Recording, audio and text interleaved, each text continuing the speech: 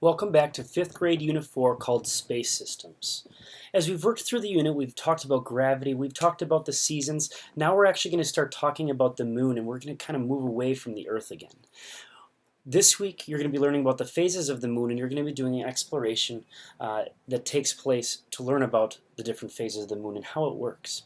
The first thing I want you to do is log into Discovery Education and watch the video to the right. Remember to use Waukesha Discovery Education and use your school username and password.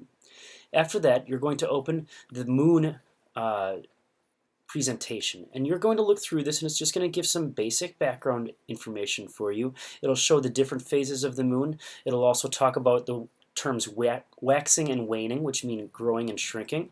And then it'll also give some YouTube videos of us and the moon. So those are some good videos to watch. We'll also be going through this in e-session this week, so just be aware of that. Then what I want you to do is open up the second link, which is the phases of the moon activity. For this, it's going to be absolutely specific in what you need to do. With this, it's going to ask you to have a foam ball, which can be purchased at a Michael's or a store that has different craft goods. Otherwise, if you have a tennis ball, that works completely fine as well. And actually, in most cases, most balls will work, but the best is going to be either a tennis ball or a foam ball, because you can actually see the light illuminate the ball just slightly.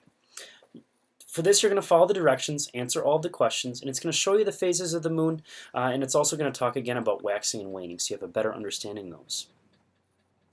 After you answer all of those questions, your activity for the week is going to be completely done. But again, that phases of the moon activity right here is probably going to take you about a half hour to 45 minutes to complete, just because you have to get it set up and you need a partner to work with.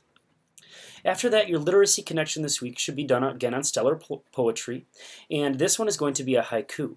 And with the haiku, I want you to notice the importance of syllables. The first line is going to contain 5 syllables, the second is 7 syllables, and the third is 5 syllables again.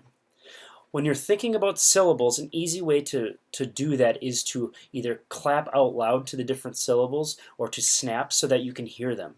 So I'm just going to really quickly, the third direction here says write a haiku about the moon. I'm going to clap along with that so you have an idea of what I mean by syllables. So write a haiku about the moon. So it's how many true sounds are in each word. So in this one, there were 1, 2, 3, 4, 5, 6, 7, 8 in that line.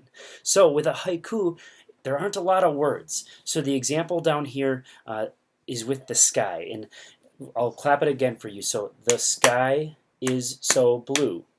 The sun is so warm up high. I love the summer.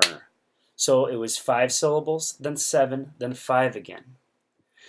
For your haiku about the moon, I want you to write about the moon. So it can be what it looks like, a mission we might have had, or the different phases or words you might have learned this week.